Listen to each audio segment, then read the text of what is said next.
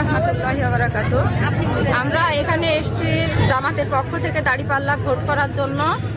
তো আমরা কয়েকটা বাড়ি ভোট করার পরে আমাদেরকে একজন লোক বলছে যে এই গ্রামে কোনো ভোট করা যাবে না, এখান থেকে চলে যান। এটা নিয়ে কিছুক্ষণ আমরা একটু থাকলাম, এই আপার সাথে কথা কাটাকাটি হলো। তখন আমাদের বসে যে এদের কেউ বের হইতে দেবেন না। আমরা একটা বাড়ির গলির ভিতরে দাঁড়িয়ে আছি, এদেরকে সবাইকে আটকে রাখো, এদেরকে কাউকে বের হতে দেওয়া যাবে না। তো তখন আমরা ওইখানে অনেকক্ষণ থাকলাম। থাকার পরে আমাদেরকে বলছে যে গ্যাঞ্জাম চলছে, ভাইদের কিছু জামাতের সমর্থন